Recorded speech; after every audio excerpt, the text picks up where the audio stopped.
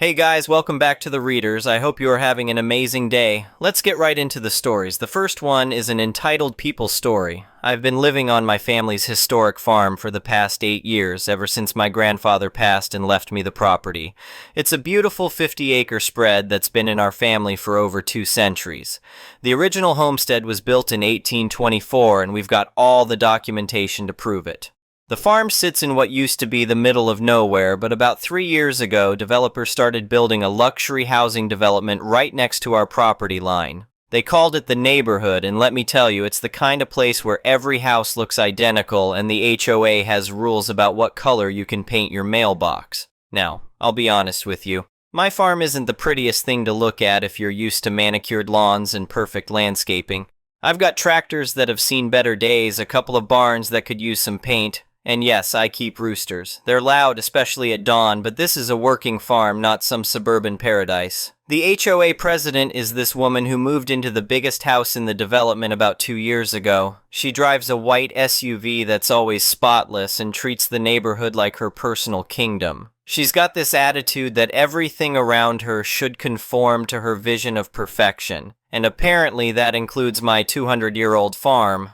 I first met her about 6 months after she moved in. She came marching up to my front door one morning, clipboard in hand, and told me that my roosters were disturbing the peace and that I needed to get rid of them.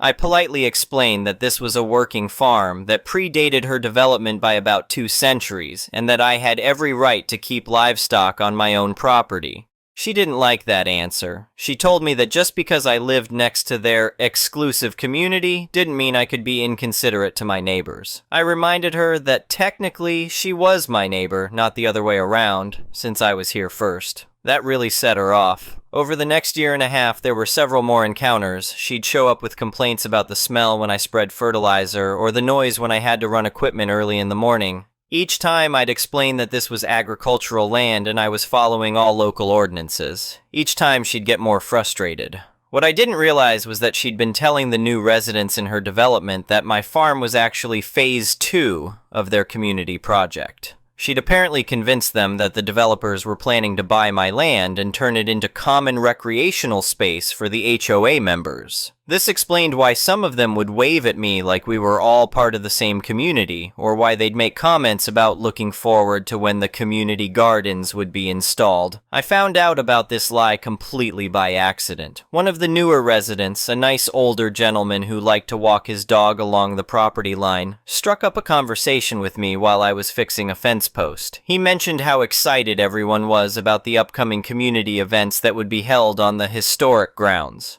I asked him what he meant, and he explained that the HOA president had been telling everyone that my farm would eventually become shared community space, and that they were planning to hold events here. He seemed genuinely surprised when I told him that my farm was completely private property and had nothing to do with their HOA. That's when I started paying closer attention to what was happening in the development. I joined their neighborhood social media group just to keep an eye on things, and sure enough, there were posts about future community amenities that included references to historic agricultural space and planned community gathering areas. The situation came to a head on a Tuesday morning in late June. I was out working on the fence that borders their development when I heard a car door slam. I looked up to see the HOA president getting out of her white SUV, but she didn't walk over to where I was working. Instead, she just stood next to her vehicle and started talking. She told me that the HOA's annual summer gala would be held on my property this Saturday. Not asked me, told me. She said they'd already hired a catering company and a tent rental service, and that the event would be in what she called the back meadow, which happens to be the most scenic part of my property where I sometimes graze my small herd of cattle. When I started to object, she held up her hand like I was some kind of servant and said that they were actually doing me a favor by cleaning up what she called my weed patch for the afternoon. She told me to be ready by noon on Saturday, and then got back in her SUV and drove away before I could say another word. I stood there holding my fence post, trying to process what had just happened. This woman had just informed me that 125 strangers were going to be having a party on my private property, and she'd acted like I should be grateful for the opportunity. That evening I did some digging. I checked the neighborhood social media group and found a post that made my blood boil. The HOA president had posted about their exclusive summer gala at the historic grounds with a dress code of Hampton chic, and mentioned that 125 guests had confirmed attendance. What really got me was the part where she talked about exclusive access for residents to the community's historic agricultural space. She was flat out lying to these people, making them think they had some kind of right to use my property. I did a little more research and discovered something even more infuriating. She'd been charging residents $50 per ticket for this exclusive event. The post mentioned that the ticket price covered catering and a site fee, but I knew damn well that I hadn't agreed to any site fee because I hadn't agreed to any of this. I spent the next day trying to figure out how to handle this situation. Part of me wanted to just call the sheriff immediately, but another part of me was curious to see just how far she was willing to take this scam. I decided to try the diplomatic approach first. I sent a very polite email to the entire HOA board asking for clarification about their liability insurance coverage for hosting events on private, non-HOA property. I kept it professional and even mentioned that I was concerned about their legal exposure if someone got injured on my land without proper permits and insurance. The HOA president's response came back within 2 hours, and it was exactly what I expected. She told me not to be difficult, and that the event was happening whether I liked it or not. She ended the email by telling me to make sure the manure smell was gone before Saturday. That's when I knew she wasn't going to back down, and that's when I started planning my response. I spent Wednesday and Thursday doing research. I called the county offices and learned about the requirements for hosting events with more than 100 people on agricultural property. Turns out you need special event permits, liability insurance, and approval from both the fire marshal and the health department. I also called the sheriff's office and had a very interesting conversation with a deputy who was familiar with my property. He told me that if someone was hosting a commercial event on my land without permission, that would constitute trespassing at a minimum and potentially theft of services depending on whether money was changing hands. On Friday morning, I made a few more calls. I contacted the fire marshal's office and mentioned that I was concerned about an unauthorized commercial event being planned on my agricultural property for the next day. I explained that someone had apparently sold tickets for an event on my land without my permission, and that I was worried about safety issues with over 100 people gathering without proper permits. The fire marshal was very interested in this information. He asked for details about the event and told me that they'd definitely be conducting an inspection if a large gathering was taking place without proper authorization. I also called the sheriff's office and filed a formal complaint about trespassing. I explained the situation and provided copies of all the emails and social media posts where the HOA president had announced the event without my permission. But here's where I got a little creative with my response. See, my grandfather always taught me that the best way to deal with people who don't respect your property is to remind them exactly what kind of property they're dealing with. Friday night, I spent several hours moving some of my farm equipment around. I positioned my old manure spreader right next to the meadow where they were planning to hold their fancy party. It's a rusty old thing that's been on the farm for decades, and while it works perfectly fine, it definitely has that authentic agricultural aroma. I also moved my irrigation pump closer to the area. This thing is loud when it runs, and it pumps water from our pond, which is perfectly safe but has that distinctive smell of fish and pond vegetation that city folks tend to find unpleasant. The best part was setting up the irrigation system itself. I spent Friday evening adjusting the sprinklers so that they'd create a fine mist that would drift right over the meadow area when the wind was coming from the west, which the weather report said it would be on Saturday afternoon. Saturday morning arrived with perfect weather. Clear skies, light breeze from the west, temperature in the mid-70s. It was actually a beautiful day for an outdoor event, which made what I was about to do feel a little mean, but then I remembered that these people had stolen my property for their party. Around 11:30, I saw the first vehicles arriving at the development. Catering trucks, rental company vans, and a steady stream of luxury cars and SUVs. I could see people getting out dressed in white linen and expensive sundresses, exactly the kind of Hampton chic outfit that the HOA president had requested.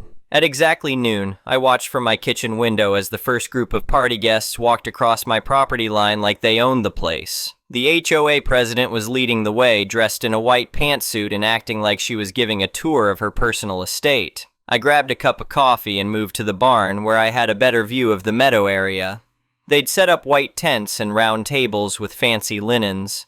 There was a portable stage where I assumed the HOA president was planning to give some kind of speech. The catering setup looked expensive, with servers in uniform setting up stations for what appeared to be quite an elaborate spread. The guests kept arriving, and I counted at least 120 people by 12:30. They were taking pictures, chatting in small groups, and generally acting like they were at some exclusive country club event. Several people commented on how charming and rustic the setting was, which might have been flattering if they hadn't been trespassing on my property. Around 1 o'clock, just as the servers started bringing out the appetizers, I decided it was time to activate my plan. I walked out to the equipment barn and started up the irrigation pump. This thing is from the 1970s and sounds like a freight train when it gets going. The noise carried across the meadow, and I could see several party guests looking around with confused expressions. Then I turned on the irrigation system. The sprinklers started up with their distinctive clanking sound, and within minutes, a fine mist of pond water was drifting across the party area. The smell hit almost immediately, not dangerous or toxic, just that distinctive aroma of natural pond water with its fish and vegetation undertones. I watched as several guests started fanning themselves and moving away from the mist area. A few people held napkins over their noses, and I could see the HOA president frantically trying to figure out what was happening. At 1:15, just as the HOA president was stepping up to her portable stage to address the crowd, I heard the beautiful sound of sirens in the distance. The sheriff's deputy arrived first, followed immediately by the fire marshal. Both vehicles came right up to the meadow area with their emergency lights flashing, which really got the attention of the party guests. I walked out of the barn and approached the officers. The deputy was someone I'd met before during a previous issue with people hunting on my property without permission. He recognized me and asked if this was the unauthorized event I'd called about. The fire marshal was all business. He introduced himself to the crowd and announced that he was shutting down the event immediately due to safety violations. He explained that no permit had been obtained for a gathering of this size on agricultural property, and that the event violated several county ordinances. That's when things got really interesting.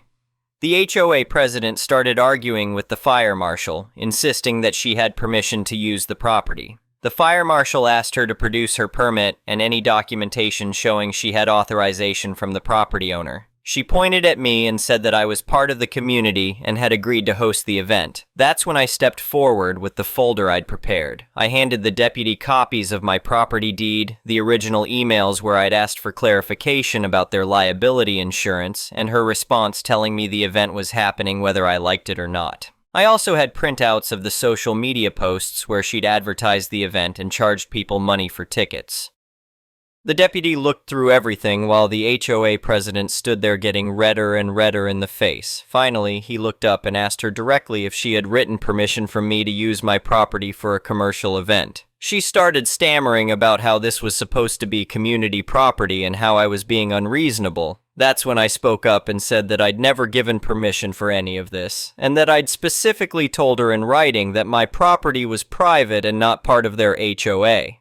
The deputy asked the fire marshal what violations he was citing, and the list was impressive. No special event permit, no liability insurance documentation, no health department approval for food service on agricultural property, and no written permission from the property owner.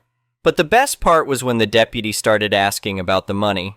He asked the HOA president if she'd charged people to attend this event, and several guests immediately spoke up to confirm that they'd paid $50 per ticket. The deputy asked what the money was supposed to cover, and she mumbled something about catering and site fees. That's when I produced another document from my folder, a statement I'd prepared showing that I'd never received any payment or entered into any agreement for use of my property. I explained to the deputy that as far as I could tell, she'd collected money from residents for access to property she had no right to use. The fire marshal was writing citations as fast as he could.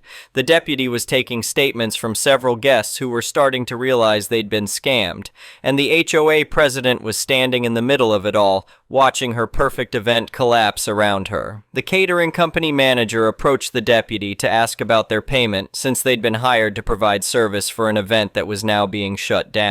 The tent rental company had the same concern. Both companies had contracts with the HOA, but now they were learning that the event location had never been properly secured. As the guests started packing up their things and heading back to their cars, I heard several conversations that made the whole thing worthwhile. People were asking each other how the HOA president could have made this mistake, and why no one had verified that she actually had permission to use the farm. A few residents approached me directly to apologize. They genuinely believed that the farm was going to become community property and that this event was legitimate. I told them I understood the confusion and that I didn't hold them responsible for being misled.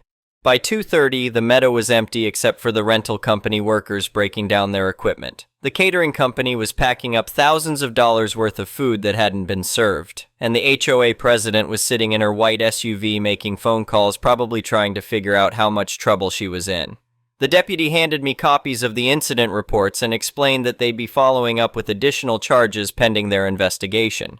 The fire marshal gave the HOA a citation for the unpermitted event and explained that they'd need to appear before a county hearing if they wanted to contest the violations. Over the next few days, the neighborhood social media group exploded with angry posts from residents demanding to know what had happened and wanting their money back. Several people mentioned that they'd taken time off work and arranged childcare for an event that turned out to be based on lies. The HOA president initially tried to blame me, posting that I'd sabotaged a legitimate community event out of spite, but too many people had copies of the communications where she'd admitted that I'd never given permission, and her story fell apart quickly. By Tuesday, there was a post announcing an emergency HOA board meeting to discuss the weekend's events. By Thursday, there was another post announcing that the HOA president had resigned her position effective immediately. The new interim board president reached out to me personally to apologize for the situation and to clarify that the HOA had never had any claim to my property. They sent a formal letter acknowledging that my farm was completely private and that they had no authority over my land use decisions. The legal fallout took several months to fully resolve, but it was even more satisfying than I'd hoped.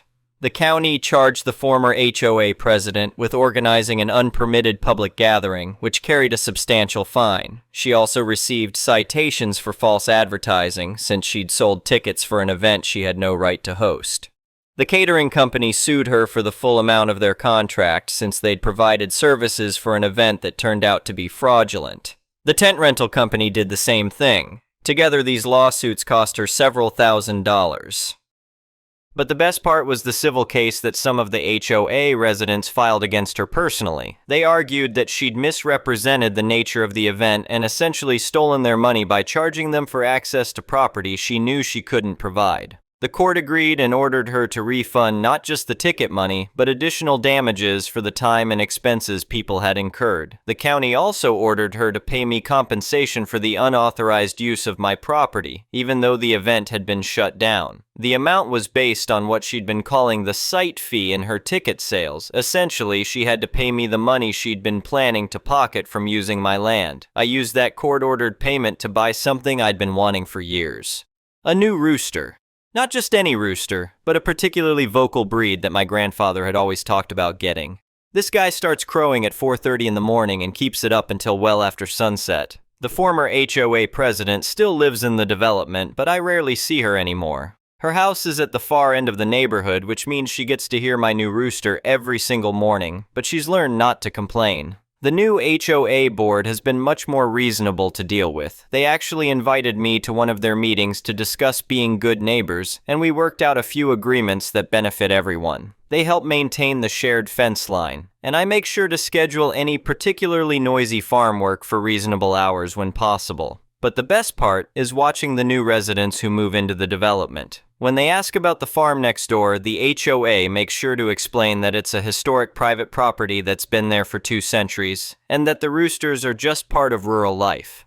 Sometimes I see people taking pictures of my farm from the development's common areas, and I don't mind that at all. It really is a beautiful piece of property, and I'm proud of the history it represents. I just appreciate that people now understand they're looking at someone else's private land, not their own community amenity. The irrigation system still works perfectly, by the way. Every now and then, when the wind is right and I need to water the meadow, that distinctive pond water mist drifts over toward the development. But these days, people seem to understand that's just part of living next to a working farm.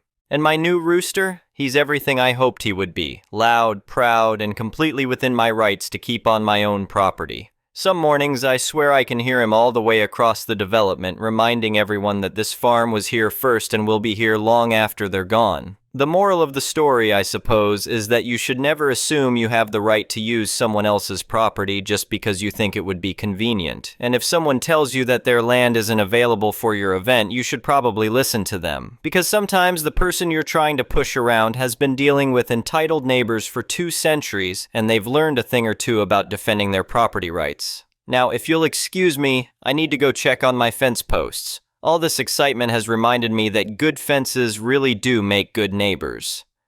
The next one is a malicious compliance story. Early last year, we had a new manager take over the department. He previously headed another IT department in Germany, but moved to Switzerland to take the role in ours. Our team is spread over Switzerland, Spain, and Mexico, with second line in Spain and Mexico and third line in Switzerland and Spain. It was a few months before he started making changes, and they were mostly small. We had to record how much time we spent on tickets, provide weekly updates on our changes and projects, and our monthly department meeting became fortnightly. It meant a bit more bureaucracy here and there, but it was mostly fine, nothing excessive. But about 6 months in, he made a change that none of us really liked. While Switzerland and Spain are both in the same time zone, in reality, our times don't really line up. Employees in Switzerland will start at any time between 7 o'clock and 8:30, while Spain can start later than 9 o'clock. Lunch in Switzerland is often from 11:30 to 12:30, while Spain will wait until 13 o'clock or later. Home time in Switzerland ranges from 15:30 to 17:30, while the team in Spain will often be online until 1800. This means that meetings between the third line teams usually take place between 900 to 11:30 and 1400 to 1600. That is about 4.5 hours a day. Outside of those times, you risk people not having started yet, having already gone home, or being out for lunch. This is what our new manager didn't like. While he couldn't really do much about lunch times, he saw the opportunity to align our start and end times. After reviewing people's calendars, he determined that enforcing an 8 to 17 working day would cause the least amount of disruption to our schedules. This would increase the number of hours where we're all available by 2 per day or 10 per week. When he told us about the change, none of us were happy, even those that wouldn't be impacted because it already aligned with their usual start and finish times were annoyed on behalf of those who would be impacted. When we asked why the change was being made, we were simply told it was about us all being online together more. Some people complained that it would impact out-of-work commitments, and we were told he would make allowances, but only temporarily. One guy said that he only takes a 30-minute lunch break, so this would mean he goes over his weekly hours. The manager said he would look into that. Then an older member of the team asked if he had run it by HR. The manager said no, this isn't something he needs to run by HR. The same guy then asked if we would have to start recording our hours. The manager said no, this has nothing to do with recording hours. Turns out the manager made a mistake here. You see, in Switzerland by law, employees need to record their working hours, and employers need to retain records to ensure compliance with labor laws. There are, however, a few exceptions. Smaller companies can simply record the number of hours worked each day.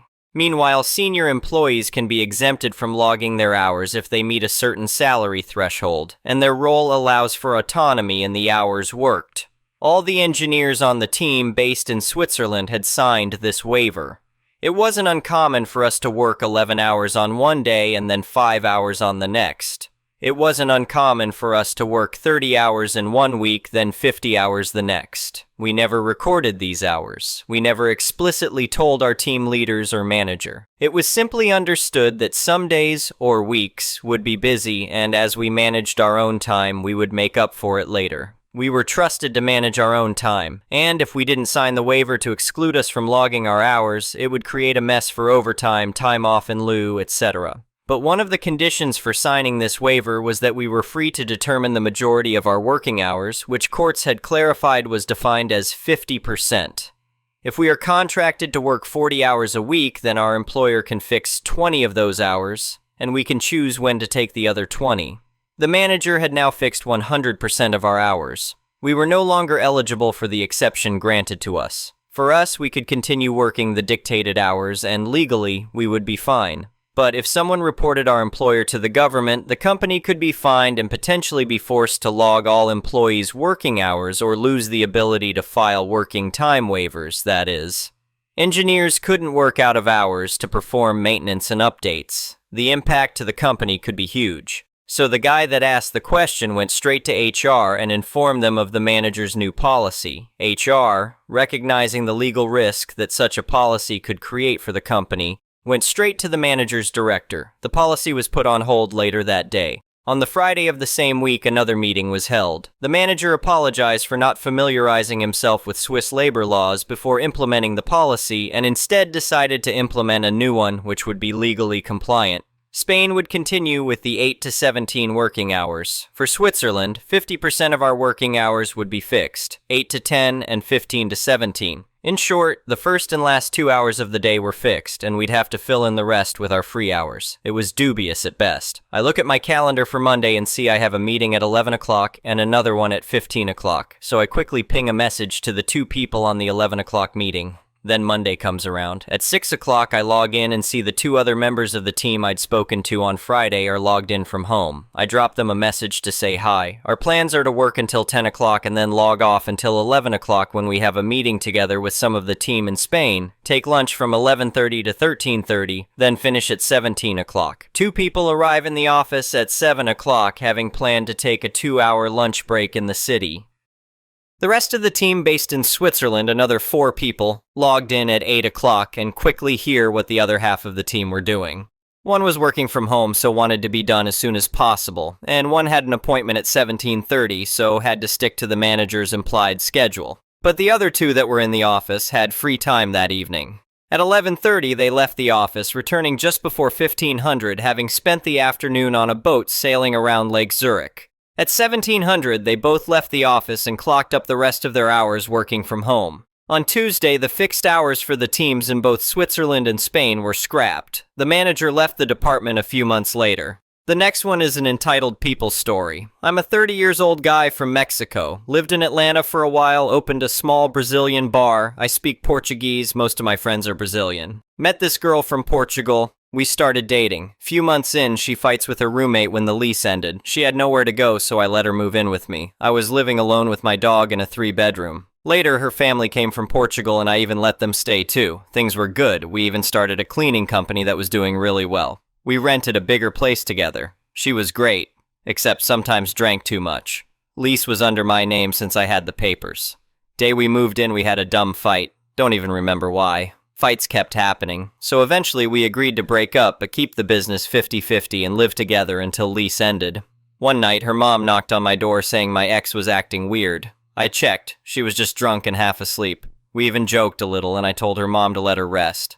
Next day around 8 p.m., I hear her weakly calling my name. I go to her room. She's vomiting. I thought hangover. But when she looked at me, she was pale, lips blue, barely talking. She pointed at the bed, half-empty bottle of Tylenol night and pills scattered. She had OD'd. I called 911, checked her pulse. While on the phone, she stopped breathing. Pure panic. I started CPR. Paramedics showed up, took her away. She survived, but spent 10 days in the hospital and 10 more in a psych hospital. Got diagnosed bipolar. During that time, she didn't want me to leave her side. After she came home, she even slept in my room again because she didn't want to be alone. For like a week, things felt normal. Then chaos again. What really messed me up, though, was what happened that night. Watching her literally die in my arms messed with my head. After she got out of the hospital, I couldn't eat. Dropped almost 15 kilograms, approximately 30 pounds, because I just never felt hungry. Couldn't sleep more than 2 hours a night. Every time I closed my eyes, I'd see her face turning blue. Later, I realized it was PTSD, but at the time, I just thought I was falling apart. She started seeing someone else almost immediately. Whatever, we were done. But one day she barges into my room telling me she's renting my room and I need to move out. I laughed and kicked her out of my room. Lease had all our names anyway. A week later, I'm eating breakfast. 6 sheriffs bang on the door with guns out. She had filed a TRO against me, saying I threatened and hit her. They escorted me out with only my dog. No wallet, no cash, no clothes. For 2 weeks until court, I lived in my Camaro with my dog. Showered at the gym, used quick-trip bathrooms, tried to get pro bono help, but nobody took it. One night, cops woke me up after someone reported me. I explained my situation, and one of them was like, "Wait, do you live in that house with the X cars outside?" Turns out they were the same cops from the night I did CPR. They couldn't believe it. Gave me the report number, their names, said they'd testify if needed. Court day came. She had her family, 3 friends, and a lawyer. I had just me, LOL. I was nervous as hell, thought I was screwed, but in the end, the judge didn't believe a word of her lies. Judge even warned her not to use the court system for revenge again or she could face charges. I walked out relieved, but when I got back home, my room was emptied. Cash, cards, passport, visa, gone. My flight back to Mexico was in a couple days anyway, so I ended the lease, paid the penalty, donated my stuff, left my car outside, and went back to Mexico. What a nightmare. The next one is an entitled parent story. I realize that my mother is kinda in denial about our skin and features. It's kinda sad, but she always insists on using a foundation 5 shades lighter than her actual skin, and encourages me and my sister to do the same. We are Southern Chinese and naturally have a light medium skin tone with a warm yellow undertone. I am also a bit darker than my parents because I spend a lot of time in the sun. Whenever I visit home, my mother always gifts me super light foundation. I don't wear makeup. And it's literally like the lightest shade, like 01 or 02, always the palest one they have in a brand. There's a pile of them sitting on my bathroom counter that have never been touched, and eventually I just give them back to her to let her borrow it. She also applies this principle for herself. Whenever we go to a restaurant or a family reunion, she always cakes on the lightest foundation possible. She looks like a ghost. Her makeup is very heavy and cakey, and there's like a super thick layer of nearly snow white powder on her face and neck, while her actual skin is like a medium beige. She looks kinda like someone cosplaying a geisha because she has a huge thick layer of super dark black eyeliner all over her eyelids and eyebrows and dark red lipstick on her cakey white foundation. I know at least one other friend whose Chinese mom does something similar. It kinda feels like they can't accept their real features and don't want us to accept ours either. Is this a cultural thing? Does anyone else's mom do this as well? The next one is an entitled people story. Just found out why there was a bunch of flashing lights and loud sirens on the street behind mine last night, and I am gobsmacked. The family that used to live in the house behind mine, who ever so helpfully called the police on me after I gave them a heads up about their Wi-Fi, has moved out. A new family has moved in. Our houses are separated by a couple 100 feet and a brush line. I found this out because they came to talk to me last week about my smoking a joint before I go to bed on my porch and how the smell is terrible and it's bothering them, and I just need to not do that. Note, I smoke precisely 1 half-gram joint on my screened-in porch before bed, perhaps 3 to 4 times a week. The likelihood that any of the smoke from that is going anywhere near their house is slim to none. I told the new neighbors I'll turn a ceiling fan on to thin out the smell, but I'm not going to get eaten alive by bugs just before bed because they don't want me to smoke on my own property. Porch is screened in. I guess this answer didn't satisfy them because last night one of them came up with a cunning plan to get back at me.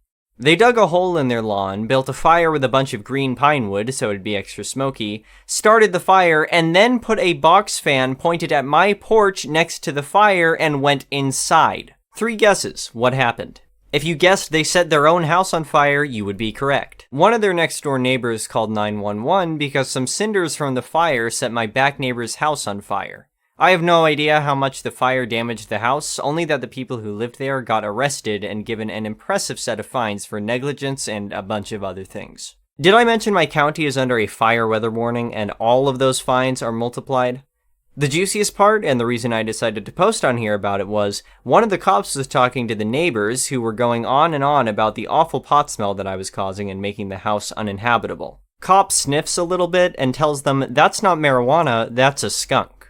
The next story is titled, Entitled Family Claims They Own a Public Beach and Call 112 When We Trespass on Their Property. I was at the beach, soaking up the sun and feeling the cool sea breeze blowing against my skin. It was a beautiful day and I was thoroughly enjoying the peace and tranquility of the beach. Suddenly, I heard a commotion coming from a nearby area and I turned to see who it was. To my horror, it was the entitled Karen family. They were notorious around our neighborhood for their entitled behavior, and they always caused problems for their neighbors.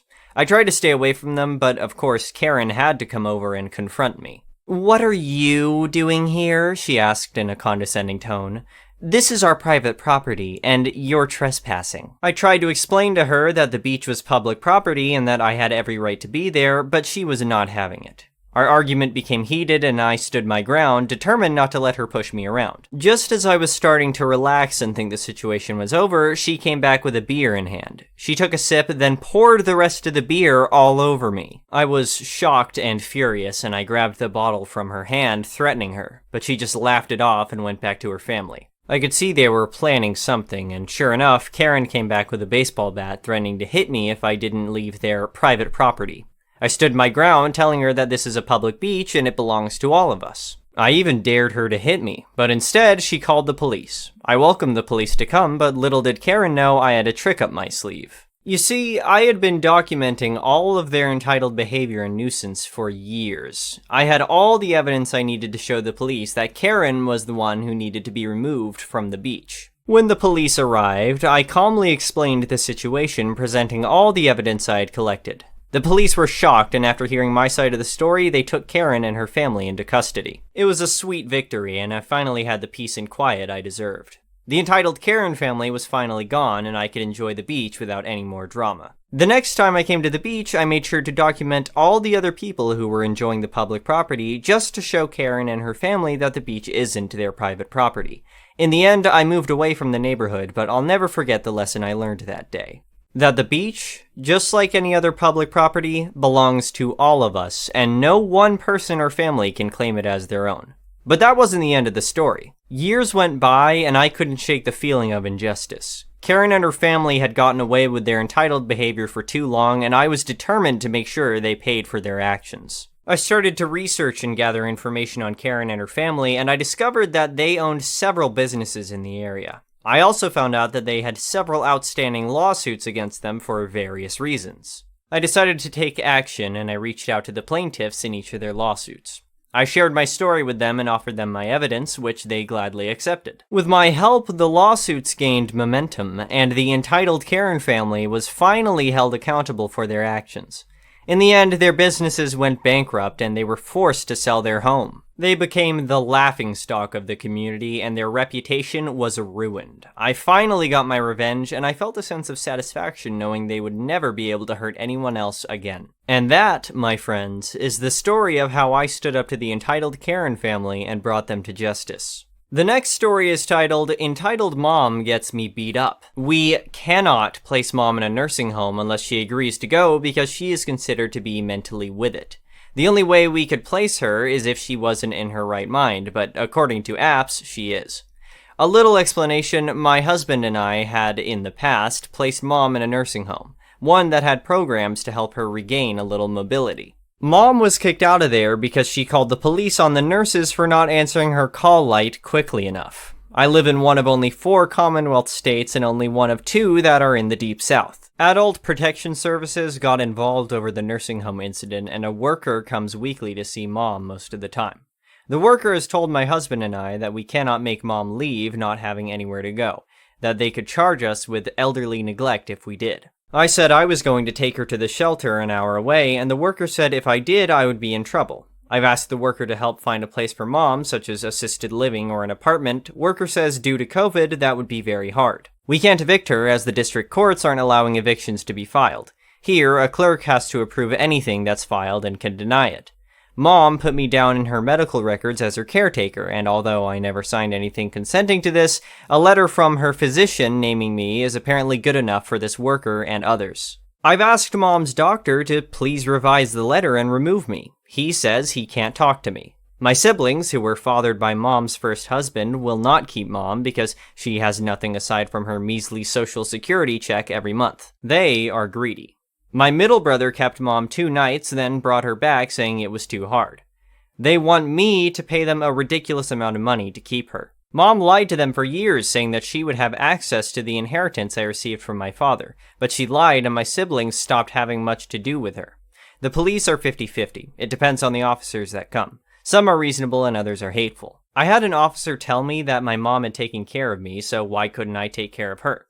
My husband had this home before we married, and due to our state's marriage laws, as well as him adding me to the deed, the home is 50% mine. Someone in the comments mentioned Section 8. I don't know what that is, but the home is ours. My husband told the apps worker that he was going to throw Mom out, and the worker told my husband if he did that, she, the worker, could file some type of restraining order, essentially banning my husband from being in his own home. We're basically stuck with her for now, and it's horrible. My mother-in-law has moved in with us due to her having cancer, and mother-in-law is the opposite of Mom. My mom is brutal to her, steals from her. Yes, we've called the police, and they never do anything because they consider it of a domestic nature as we all live together. Here, lately, we've stopped buying things Mom needs, like hygiene supplies and other items. Mom has been forced to use her Social Security money to provide herself with her basic needs. I do buy things for my mother-in-law as she is truly having a difficult time, and Mom hates it. I've started ignoring Mom at night, making her get up and fix her own fan or get her own TV remote. We've told her if she runs the new home health aid off, then there will not be another one brought in. Mom doesn't like this aid due to the fact I hand-picked the aid from the agency, and this girl is not easy to manipulate and doesn't do drugs like the last aide who helped Mom steal mother-in-law's medication box. We've also stopped running her to appointments, instead making her utilize the transportation available through her Medicare, which she also hates. She has always used my middle brother as her golden child, and we dealt with that recently as Mom tried to intimidate people with the threat of calling my brother. We told her to call him, and if he shows up to try and scream at someone, we will have the police remove him because we can do that. I'm sorry this post and such has been so lengthy. Warning, mention of drugs. As I stated in my last post, my EM lives with my husband and I. When she first moved in, she could still drive, and this incident essentially led to us eventually taking her car as it was in my name. My mom has an opioid problem and had as long as I can remember. I went without a lot as a child due to her spending all her money on pain pills. I had a different father than my 4 siblings, and if it hadn't been for the money that went to a lawyer for me every month, I would have been screwed. My dad knew he couldn't trust my mom, so the money to take care of me went to his attorney, who would pay for what I needed. It got so bad that my mom would try to return the items bought, so the lawyer would keep the receipt and tell the store not to return it. Anyway, my husband and I had been married about 4 months when this happened. He went to work that morning as usual, and I started my day. Mom left around 10. Didn't tell me where she was going. She came back around noon and had a girl I'd never seen in the car before. The girl looked rough. She and my mom got out and came into the house. I came downstairs as I'd seen them pull in from my bedroom window. Me. Who is this, Mom? EM. Just a friend of mine. I knew better. I went about cleaning and such. The girl kept standing in the door leading to side porch. I asked if they were waiting on someone and my mom said no. The girl kept texting and calling. I definitely knew something was up when Mom asked me to go to the store. I told her no, I was going later and didn't want to go right then. I wasn't about to leave this girl in my home alone. Mom asked me to go upstairs so she could visit with her friend. I told her no and to remember this was my home. The girl gave Mom a funny look. I went in the kitchen and was putting dishes away when I heard a man's voice. I went back in the dining room to see the girl and my mom talking to a middle-aged man who'd came in. EM. OP, you need to go in the other room for a few minutes. I'm visiting. Me. No, Mom, this is my and hubby's home. I'm trying to clean. You can visit just fine with me here. The man then asked who I was, and I told him I'm EM's daughter. He said he wasn't told I would be here. I just shrugged and repeated it was my house. I went in the living room and pretended to straighten up the sofa. What I heard confirmed that this was a drug deal in my home. I didn't know what to do. My phone was upstairs, and I didn't want to leave those two unsupervised in my house. Mom called me into the dining room and had the audacity to ask me for money. I told her no. She said her friends needed to borrow it. I again said no.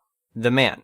Well, if you don't have all the money, then you don't get all the crap, and this is sketchy because you didn't tell me this girl would be here. Me. You need to leave. You both do, or I'm going to call the police. I know what you're doing and don't want this in my house. The girl and the man started yelling at my mom about how she'd set them up. Mom demanded I give her the money, and I said no once more. EM. Fine.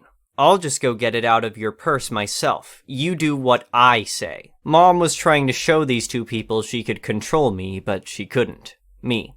Touch my purse and I'll call the cops on you too. The man. Hey, yo, that's fine. I'm leaving and you two don't call me again. He left and I never saw him again. Oh, Mom and that girl were so angry with me. TG. You didn't tell me your daughter was a snitch. She's never been here before. Why is she here today? I saw red. I got so angry. So Mom had this girl in my home before without me knowing. Me.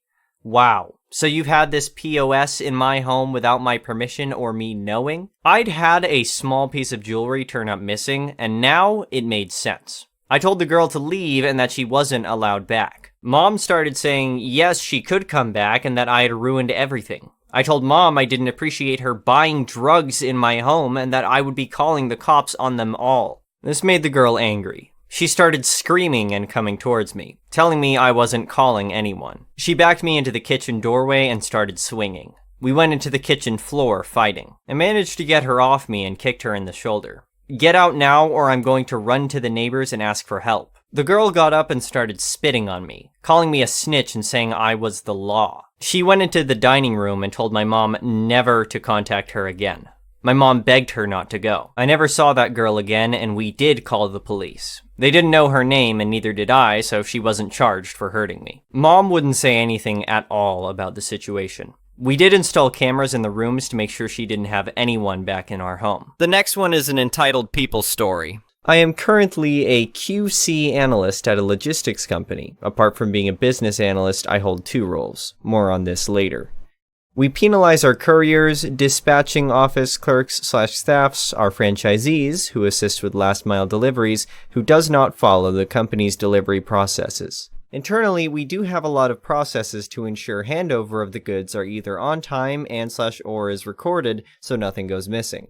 Or at least we know who last worked on the said parcel. I am tasked to oversee the franchisees. Notably, our penalty system is not perfect yet, as it was just rolled out within the last 60 days. Lots of optimization is required still. The penalty system for the franchisees is separated from the internal workers, so our rules, guidelines are different. While I am a business analyst for the franchisee program, I am not the person who worked on the penalty system. The person who worked on it had a lot of things missed out when they worked on the logic. I don't blame them, as they were pressured to roll it out ASAP. Moving on. What was missed out was that we, internally, operate 365 days a year, while our franchisees have the option to have 1 day off per week. The current penalties arrangement is that given the outlet did not perform a delivery attempt on D1, D2, D3, so on and so forth, but accept D0, they would be penalized. $1 per parcel per day. So now you get the gist. Even on their day off, they would be penalized as the system has no way to repair the logic where, if day off, do not penalize. No biggie, we already had something planned out, which is by deleting these penalties. My colleague and I, only 2 of us hold both biz and QC analyst roles concurrently, have been removing these penalties. One fine day, mid-December, a data analyst from higher up who pulled the data saw that we've been removing the penalties. He walked over and screwed us, saying that we've already gotten penalty systems up and running, system has generated the penalties, why are we removing it? And as per his words, you place a penalty, then you take it away. For what do you have the penalties then? We reasoned with the above-mentioned conditions, he didn't accept any of it. Pissed, he walked off and demanded another department to revoke our access to the penalty system. We still do, but we acted as if we don't, and we're not deleting any penalties, and as per his words, why should we remove any? We allowed the penalties to run without deleting any part of it, and sure enough, by the end of the month, the penalties were finalized automatically, charged to the franchisees' accounts. Hell ensued. Every franchisee came demanding, and we just sat aside munching on popcorn. For every inquiry from the franchisee asking about it, we would forward the inquiry to our other colleague who deals with contractual matters. To date, many of these complaints are still unresolved, and they're now quitting the partnership. The next story is titled, Neighbor Sued Me After Harassing My Dog for Months, Lost Horribly. About 6 or 7 months ago, my neighbor got a drone. I don't mind people having hobbies, but for some reason he insisted on flying like the biggest jerk possible. He would hover in front of other houses and windows, try to race cars going down the road, and worst of all, he had a habit of flying his drone in my fenced backyard, buzzing over my dog, diving low just over my dog's head before circling around to do it again. My dog isn't small, he's about 70 pounds and a Malamute, but the drone terrified him, and I was worried what would happen if it hit him. I asked my neighbor several times to please not fly in my yard and explained that it was scaring my dog. He basically told me to get lost and laughed in my face. When it still continued, I called the police. Unfortunately, there wasn't much they could do other than ask him to please not fly over my house/property. Finally, in late December, it happened. My dog got tired of his crap and managed to catch the drone right as it was diving towards him. He shredded the drone. The thing was just a jumbled mess of wires and plastic. Neighbor was pissed. He stormed over to my house, swearing and threatening me, which I ignored. A week later, I got a summons to small claims court. He wanted $900 for the cost of his drone and an additional $300 for supposedly denying him access to his property. The drone sat in my yard for a couple hours before it was retrieved. Duck that. He could have killed my dog. I don't have kids or a girlfriend, I just have my dog, who is my best friend for the past 7 years. That dog has moved with me 3 times, was there when I graduated college, saw me buy my first house and my first new car. I love my dog. Went to legal advice, got some great help from them. Turns out him suing me was the best thing to ever happen. When we got to small claims court, the judge basically laughed away his claims that I had intentionally trained my dog to attack his drone. But little did he know I was prepared. I had dozens of photos of my yard showing it was impossible for him to accidentally fly that low to my dog, videos of him harassing my dog in the past, and I had saved all my medical bills from taking my dog to the vet. $700 for an x-ray? Check. Another $250 to sedate him during? Why not? Don't want him being uncomfortable. Full dental exam with tooth cleaning/repair? $400. Then there was the cost of anti-anxiety meds and a secondary checkup, wet food for a week in case his teeth were hurt, and extra just for good measure. In the end, the a-hole ended up owing me almost $2,000 and now is being investigated by the FAA for not having a registered drone and violating several FAA regulations concerning drone flight, too near an airport, too close to other people, out of sight of operator, and way above the maximum altitude. Enjoy never being allowed to fly drones again. The next story is titled, Karen Complains to HR About My Body. I Uno Reverse Her Complaint. Everyone Hates Her. Disclaimer, this was about 7 years ago, so the conversations are summarized and not 100% word for word. I used to work in a call center where everyone had little cubicles. You could chat with people on either side or behind you if things got slow, but anyone on the other side of the divider was sort of hard to see or chat with. Only important because Karen was in this hard-to-see location from me.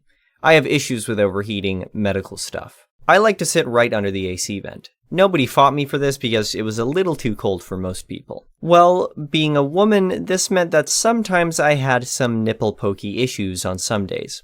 It's perfectly natural and to most people not noticeable because it was under my shirt and bra. Karen notices this and makes a report to HR. HR woman and my direct supervisor parade me through the cubicles and into their office to question me about my nipples. Now, I could have thrown a fit about this to begin with, since we didn't actually have a dress code and it's all none of their damn business. They asked me to prove I was wearing a bra, so I showed them the straps. They told me good enough, basically, and to go back to my desk. I refused to go back. I said I needed to place a complaint about someone. They asked me who I was reporting. I said, I don't know, but you do. I want to report whoever it was that's been staring at my breasts all day. Now that I know someone is staring, I feel like this is a hostile work environment. They acted like I was joking at first until I said, if you don't have a talk with them, I will go over your heads and report you for forcing me to reveal my bra to you. I got escorted back to my desk and Karen was sitting there looking smug, until they escorted her to the HR office instead. I don't know what happened to her in the office and I didn't care. They did their part by having their talk with her. All I really wanted was to know who did it. Since it was a very slow day, all my coworkers started asking me what that was all about. Office gossip, you know. I told everyone exactly what had happened and added that Karen must be fascinated with my breasts since she noticed. Everyone else confirmed they didn't even notice. When she came back from HR, every person in the room knew what she had done and was glaring at her. Snitches didn't get stitches and didn't get fired either. But they got treated like the Karen they were. Nobody would talk to her. People would be chatting, see her come try to join the conversation, and go silent and turn away from her. Some people did loud whispers and made comments like, shh, don't say anything, she'll report you. She quit about 2 weeks later. The next story is titled, Entitled Brother Sells My Stuff and My Parents Defend Him, So I Sue Him. I am 23 years old and I am a very reserved person. I don't like to interact with other people, but I don't hate anyone. I've never been angry with a person because I assume that if you don't interfere with my life, everything is fine. I have, however, always been very close to my 17-year-old brother, even though he is very different from me, athletic, sociable, etc., and we have always shared our stuff since birth. Recently, he's started to become the little boss of the house, with his parents buying him everything he wants despite his catastrophic grades. He smokes, he drinks, and starts to force me to be mainly a cab driver. This puts a very bad atmosphere in the house, with my mother yelling at him a lot. Fortunately, I bought my dream computer with a lot of work, more than $5,000. And every night I lock myself in my room and start coding all night long or playing video games. It's a little bit of my quiet time between my very tiring engineering studies and the atmosphere at home. Then comes my 6 months internship in a big city in another country, and at the beginning I live it very badly because I never left my small city. It was very difficult to live alone in an apartment, but after a few weeks I really changed, which surprised me. I enjoy going out with people, I feel more confident, and I even changed my clothing style to be more adult, and I love it. The bonus is that I've started working out since I don't have my computer in my spare time. At the end of my internship, I go back home and I find the same atmosphere as before, and nobody notices my change of appearance. I ignore this, and when I arrive at night, I only want to find my computer to avoid the screams, but when I go back to my room, it is not there anymore. So I ask my mother, and she tells me that my brother sold it. I think at that point my brain just paused, and it was 10 seconds before I asked my mom if this was a joke. She says no, and I start to see red. I teleport to my brother's room and ask him why. He answers that it was to buy sneakers and clothes, and I ask him again, explaining this time that I want to know why he sold my computer because I didn't give him the right to do it, and that I always use it for work. He laughs and tells me that I can buy another one and that $1,000 is nothing for me. When he tells me he sold it for $1,000, it's worth $5,000. Normally, I would have run away to my room to swear, but here I get angry and grab his laptop before destroying it on the floor. The noise brings back my parents and my brother yells at me, asking me what happened to me. I yell and explain that he had no right, that he is an ingrate, and that I had worked for it, and it was mine. My father angrily tells me to keep my voice down and says that it's just a computer. I told him with all my anger to shut up, and that he should realize that it is not normal to steal people's things.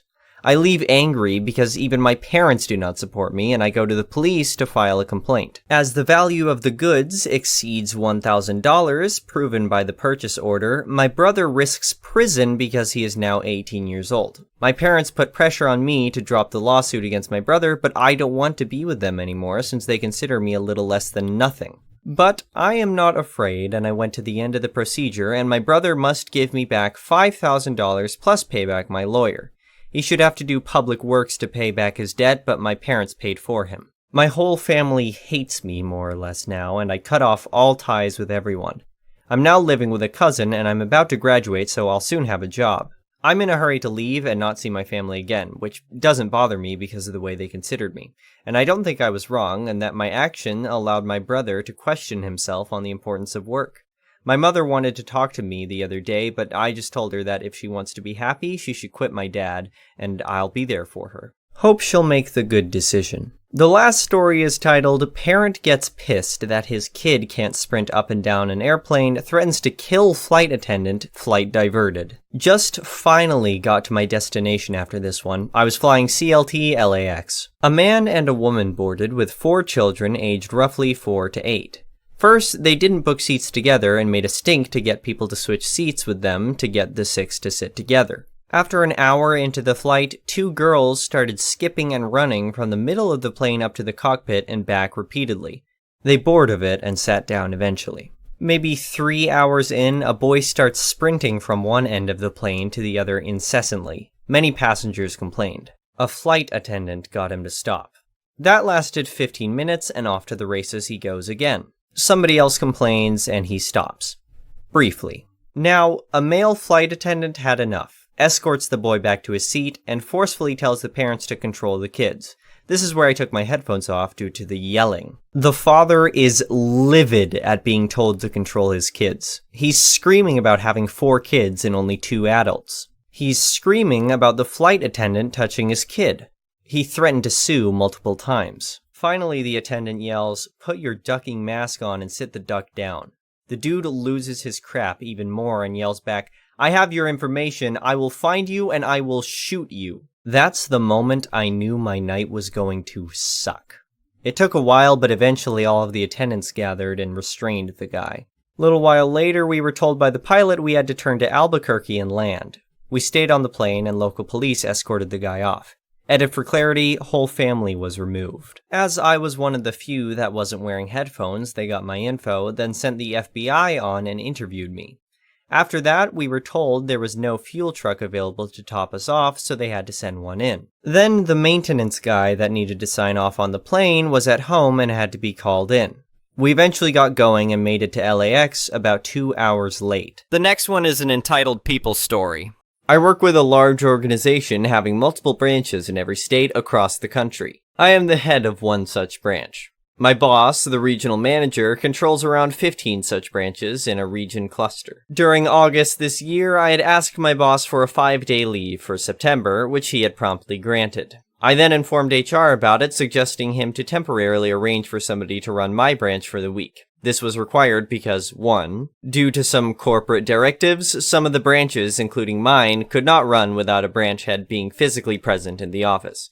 2, enabling someone from inside the branch to substitute for me wasn't possible due to technicalities. HR assured me there was plenty of time to arrange for my temporary substitute. So, I didn't think much about it, since anyway it was his job to take care of in case of leaves. My dumb ass didn't imagine it would be crucial to get the leave approved formally / in writing, because before this, nobody had ever faced something like what I was about to experience. Come the last working day before I go on my leave, I asked our HR about who would take care of my branch in my absence. He flatly stated that there was no one available in the region cluster who he could depute to my branch in my stead, as many employees in our region are on leave because of festivities this week. Me. You're telling me this now? Anyway, I fail to understand how that is my problem, given that my leave was already granted a month ago. HR. Have a discussion with the RM, my boss. I called him up. Apparently, the HR had already had a talk with him regarding this matter before I even called him. RM.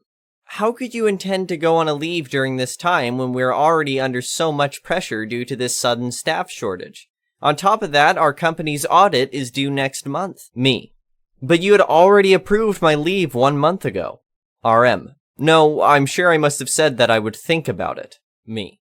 Absolutely not. I wouldn't have booked my tickets and planned my travel to my hometown to see my parents if you hadn't confirmed the leave. This went to and fro a while, and I was exasperated from this argument. By the end, I felt really humiliated that I had to almost beg for a leave. Me. Fine, I won't go. At this point, I arguably felt my dignity was more important than a few days off work. RM. Huh?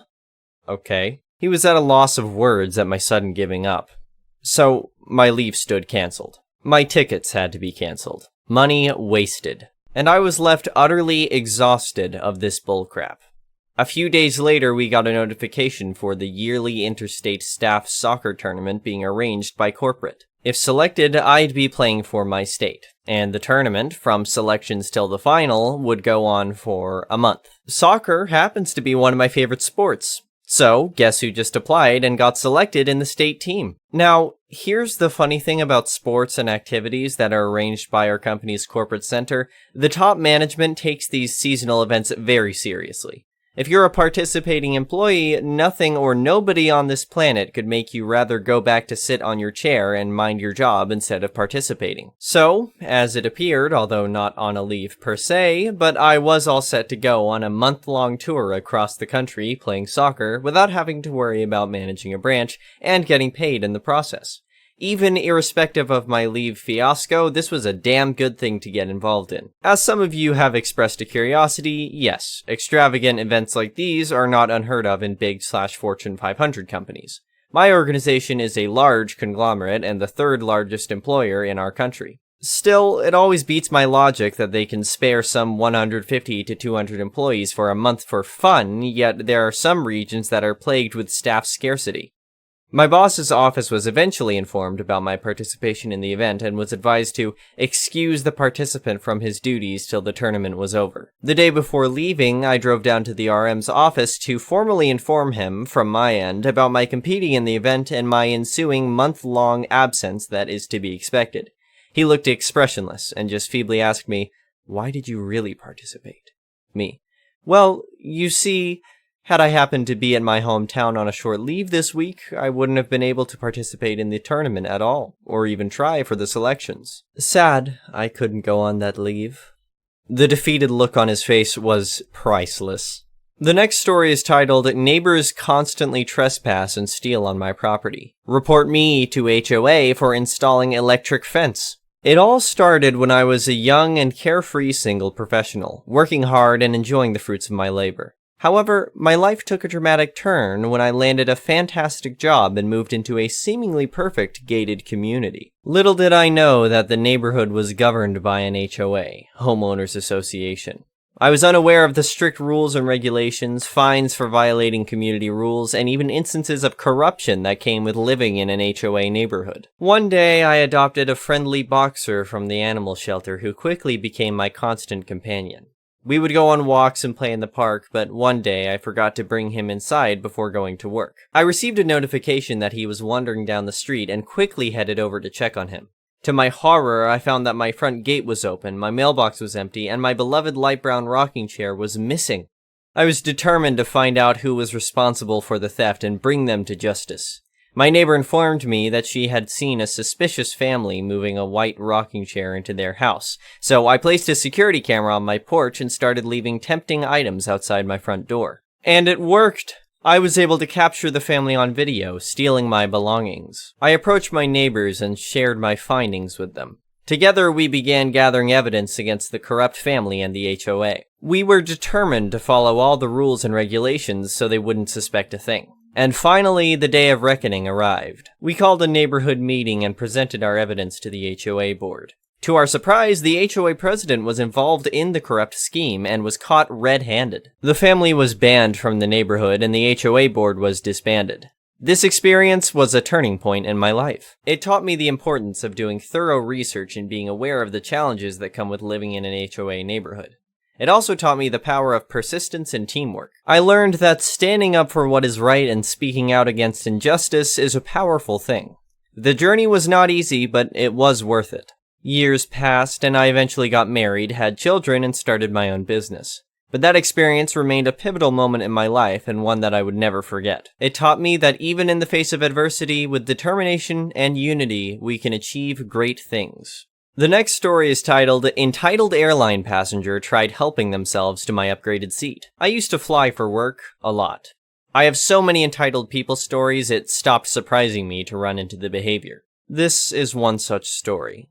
Cast: me, myself, and I equals me. EP equals entitled person. FA equals flight attendant. Being someone that used to fly a lot, I constantly was upgraded to business class, first class, or simply just upgraded seats using miles. Since this was a connection for me, I arrived and boarded later than most of the plane. As soon as I walked into the plane, I saw someone was sitting in my seat since I had been upgraded. Now, if you fly enough, someone sitting in your seat is not an uncommon occurrence. Me: "Excuse me, I believe you're in my seat." EP does not even bother looking up at me, waves his hand dismissively at me and said, "Let's just switch seats so I can sit beside my wife." Me: "Sure, what is your seat?" EP: "Snickerdoodle." Now, I don't remember exactly what seat number he said, but it was the last row of the airplane. Aisle seat. Right by the bathroom. Yes, I have had to fly in those seats in the past. Remember, my assigned seat was in the first class/business class section. Now, I have switched seats with people innumerable times in my life without a second thought. Even first class seats. The look of someone getting to unexpectedly ride first class is priceless. But the way this guy was behaving and what he was expecting, this was not one of those times. Me: "No, I'm just gonna sit in my assigned seat." Now he finally looked at me. EP: "Well, I want to sit by my wife, so I'm not moving." Me: Well, if you want to sit by your wife, I'm sure whomever is sitting way back there would be more than happy to switch seats way up here so you can sit back there with your wife. He didn't like that at all, for what could he really say at that point without sounding like a jerk? He just stared at me. Me, now annoyed. Move, EP. I am not moving. Ding. Darn right I pushed the call button. FA. Yes, sir, how may I help? I hand her my ticket and say that he's sitting in my seat. She asks for his ticket, checks both tickets, sees his seat number, and, in my mind at least, gave him a look of, seriously? FA. Sir, you need to sit in your assigned seat. EP. I want to sit beside my wife. Well, I wasn't missing a beat and parroted my original statement about me being sure whomever was sitting back there beside him would be more than happy to switch seats and sit up here. Boy oh boy, that obviously made him angry. FA looks at EP's wife and says, Ma'am, would you like to switch seats so you can sit by your husband? EP's wife. No. FA continues in that all too familiar flight attendant voice that lets you know you have no choice. Well, sir, you have to sit in your assigned seat, so please gather your things. What a sad and pathetic sight it was seeing this grown man act like a baby, gather his things, and then sulk towards the back of the plane. Yes, his wife sat beside me that flight and didn't join her husband in the back of the plane. No, we didn't talk to or look at each other even once, which was perfectly fine with me. Imagine dismissively expecting someone to give up their first class/business class seat to sit in the very last row of the airplane by the bathroom. The next story is titled, EM tries to force me to leave the park because she is convinced my little sister is actually my daughter. There's a 10.5-year age gap between me and my little sister. When I was a teen, I often used to take her to the local park to give my mom a break or give her time to get some housework done, etc. At the time this story happened, I was 15. It was Wimbledon season, so my mom asked me to take my sister to the park for a few hours so she could watch it in peace. She gave me some money so we could get some fish and chips in town and some ice cream at the park. There was usually an ice cream van there. So we got some fish and chips, went to the beach for a bit to buy mom extra time, and then we headed to the park. As we approached the park gate, this EM who was dragging along her child glared at me. EM. You should be ashamed. I look around, but there was nobody else she could have been talking to. Dumbfounded, I blankly pointed to myself, as if to affirm she was talking to me. EM. Girls these days are such sluts, opening their legs to anyone who asks. Who got you knocked up?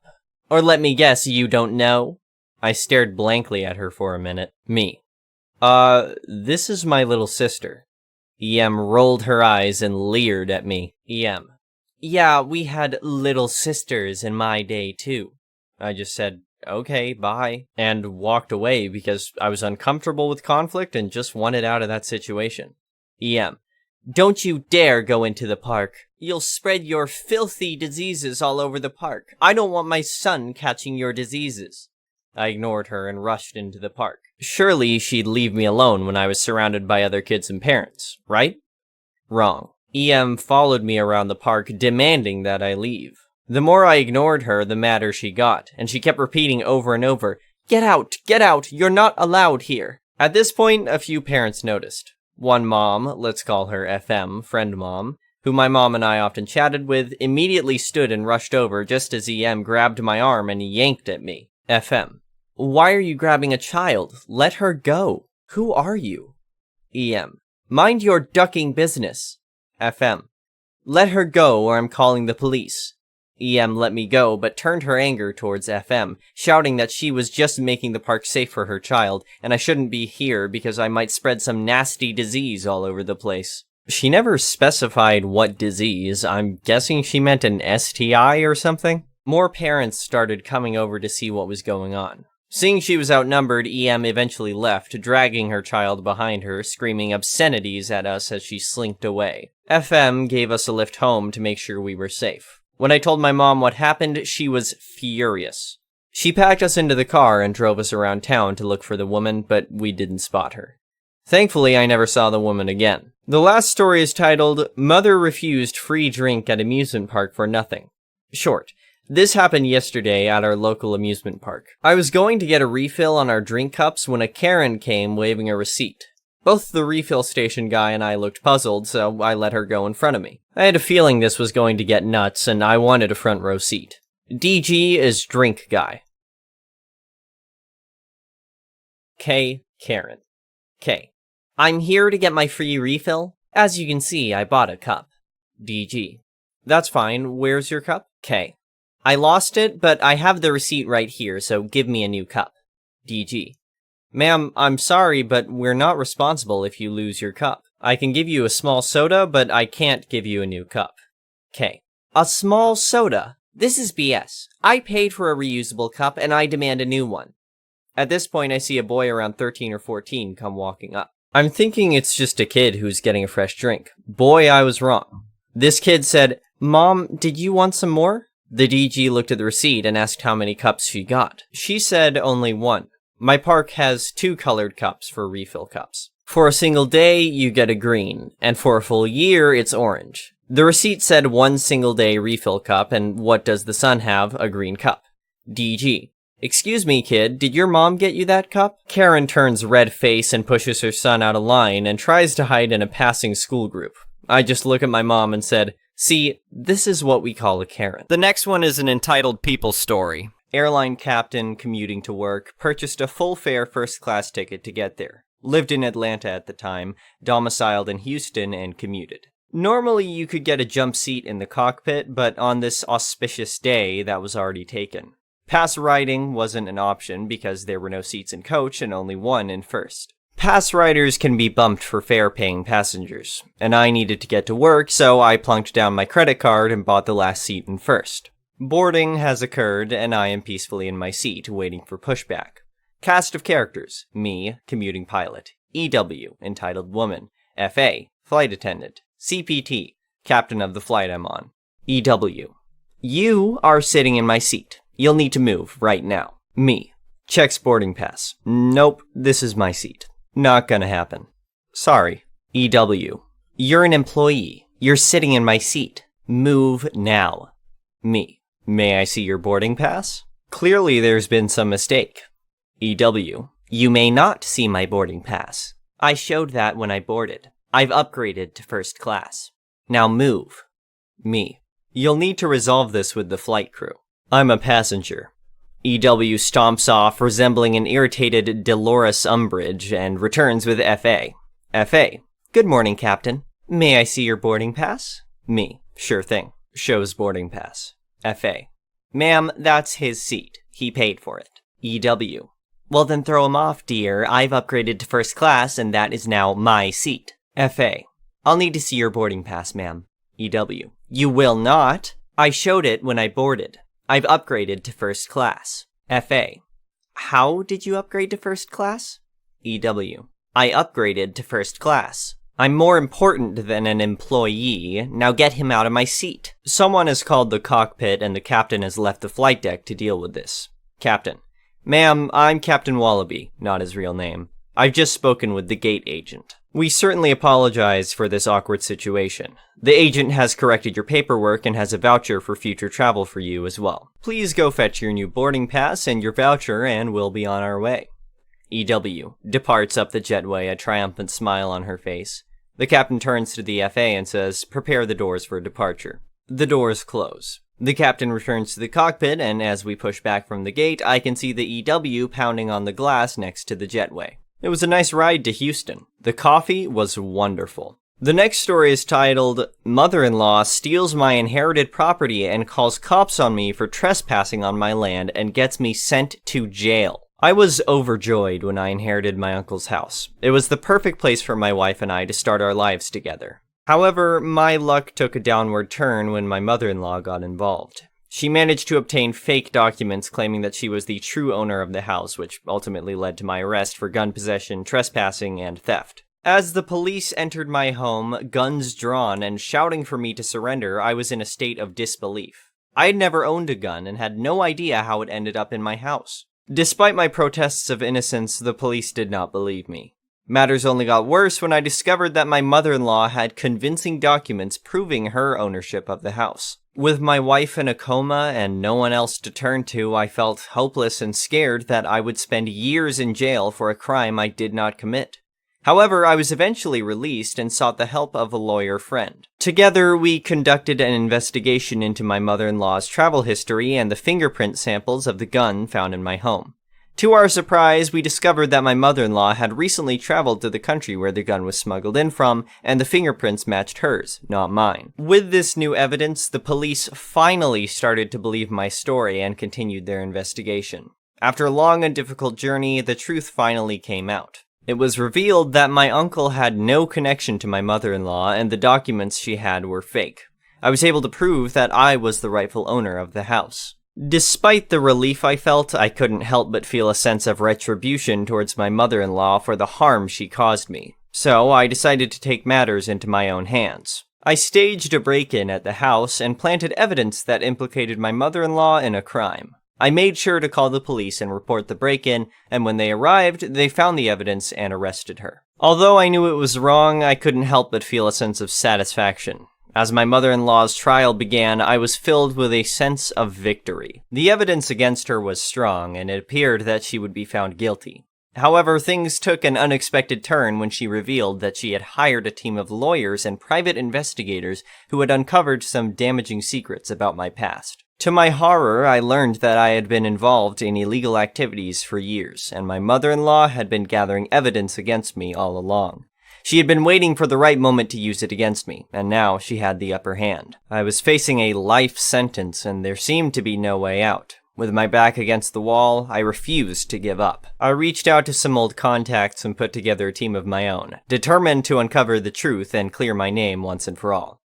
Through our hard work and perseverance, we discovered that my mother-in-law was involved in even more criminal activities. In the end, she was sentenced to life in prison, and I was cleared of all charges. I learned from this experience that it's never too late to turn your life around and do the right thing. Despite the challenges I faced, I never gave up and was ultimately able to clear my name and start fresh with my wife by my side. The next story is titled, My Aunt Tried to Announce Her Daughter's Pregnancy at My Baby Shower for My Rainbow Baby. My husband and I are finally expecting our rainbow baby after years of infertility and multiple miscarriages. It's safe to say we and our family are very freaking excited. My mother is probably the most excited. She's been planning our baby shower and making decorations for months. She's been the biggest help during this exciting yet scary pregnancy.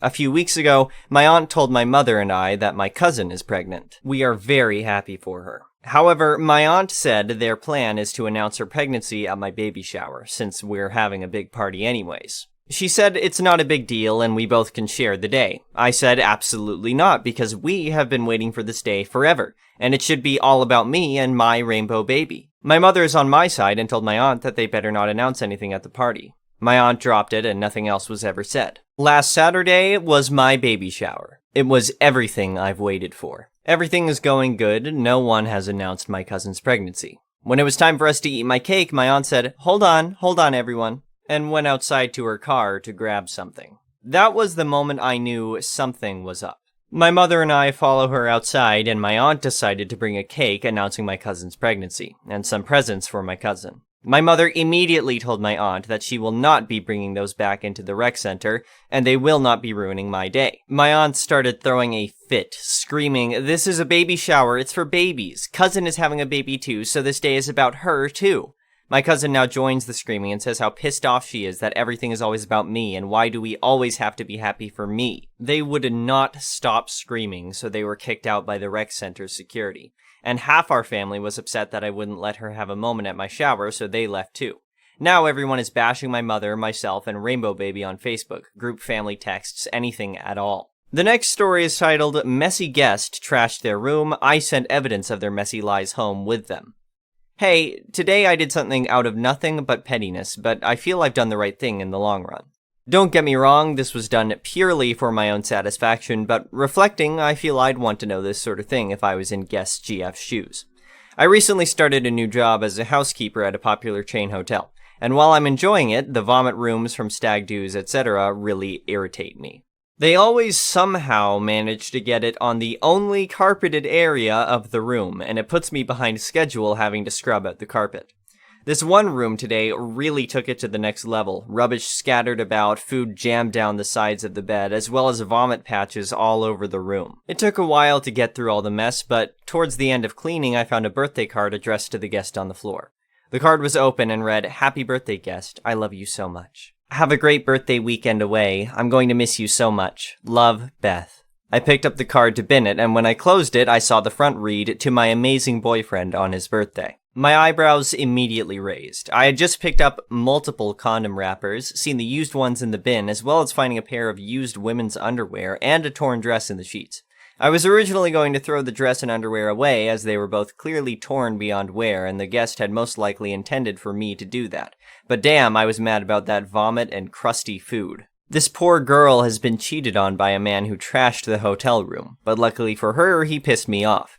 I took the torn dress and underwear down to reception and logged them into our lost and found with the room number attached. Our system always sends a copy of lost item emails to the emergency contact as well, just in case the guest misses the email. The cheater and his emergency contact will soon receive a friendly email with a photograph of the forgotten items and a description of what they are and where they were found in the room. Who is his emergency contact? His girlfriend, Beth. If you're going to cheat on your SO, don't piss off the housekeeper. The next story is titled, "I deliver food to a lady and she wants me to pay for it." So this happened recently, so the details are fairly sharp. Just some basic disclaimers on phone, English is not my first, you know it by now. In the country where I live, you can order food online and decide to pay online or by cash. Once you order, someone on a moped or bike delivers it to your house. I was a bike deliverer, and someone ordered some huge order for around 40 euros. It was a rainy day, and it was almost at the end of my shift, so I was already agitated before even hearing of the order. All the mopeds were already on a delivery, so I, on a bike, had to cycle 5 kilometers to her address in the rain. Once I get to her house, I'm soaked and even more angry because when I go up to the door, some random guy opens up. This woman put in the wrong address, and I needed to cycle for another 2 kilometers. Once I get to her actual house, I had to wait for her to open the door, and then the most typical Karen you can think of opens the door, and I'm now knowing what she was going to do. She was going to try and get her food for free by telling me her food was cold. M. Me. I. Idiot woman. B. Boss. M. Hi, you ordered? I. Yeah, that took a while. M. Yeah, I got the wrong address. Doesn't matter, I'm here, and so is your food, with my best fake smile. I. That's great. Rips the food out of my hand. M. You still need to pay me 40 euros. I. The food is cold. M. Of course, it's raining and you made me go to the wrong address. I. That's not my problem. M. It sorta is. I. Well? M. Well, what? I. Are you going to give me new warm food? M. I can't just make warm food in front of your house. I. You better find a way or I'm going to call your boss. I've actually been on the phone with my boss the whole time. He's a ducking legend. He drinks beers with me and knows I'm low on money, so he always finds a way to put in more hours than I worked. I had earplugs in, wasn't being that rude. Go ahead. He'll gladly tell you that I can't make food in front of your house and that you need to wait for a long time for your food. I. But I want my food now. I can't help that. It's food now or your food is cold. I. But I want my food warm and now.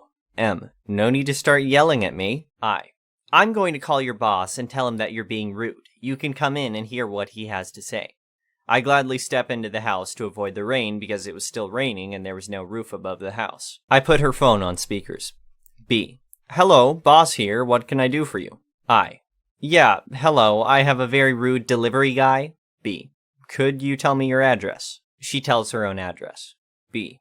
I don't have an order at that address. M. She put the wrong address. It's under Tell's address where the order was placed. B. Yeah, I see it now. That is 2 kilometers away. I. Yeah, but the food is cold. B. That doesn't surprise me. I. So? B. So? I. Where is my warm food? B. That needs to be made. I. How long will that take? B. About 40 minutes. It's really busy. I. But I want my food now. B. Can't do that, miss. M. Sorry, miss, but you're gonna have to wait. I. Boss, he also forced entry into my house? M. No, I didn't. I. Yes, you did. M. You invited me in. I. You made the whole floor wet. M. Yeah, it's raining outside. I. I'm not gonna pay for my food now. M. Well, this still needs payment. I. You're going to pay for it. M. No, I'm not. I. Well, I'm not either. B. Ma'am, calm down. I. No, you guys are attacking me. B. If you don't calm down, you're not going to get any food at all. I. Duck you. B. Me, get out of the house. Idiot woman, you're not going to get any food from us anymore. After I left the house, I took the food, by the way. The woman yelled some crap after me. The boss got back on the phone with me and told me I could eat the food, which was still sort of warm. Once I got back, he threw a beer at me and told me I could go. The lady called the store a couple of times and screamed at my boss. Hope I never see you again, idiot. The next story is titled, Karen Demands Free-Wrapped Scone as a Fly Touched It. Now, before I start, I'm not fully sure if this belongs here, so tell me if it's not. So, I go to a market with my mom any Friday that I can, and one day I'm managing the baked goods, and here comes Karen, haircut and all. As she's browsing our goods, she starts this conversation. Cast, me equals me. K equals Karen, M equals mom. K. A fly touched that scone, so can I just take it for free? Me. No, you can't, as we put cling film across our baked goods so flies can't touch them, and they only touch the cling film. K. But I saw it, so just give me the scone. The scone was literally 80 cents, by the way. Mom comes back. What's going on? Me. I was just saying... Karen cuts me off. K. A fly touched this scone, and I kindly asked to take it for free, and your kid snapped at me. Mom knew I wouldn't do that, so said the same thing I did about our scones being wrapped.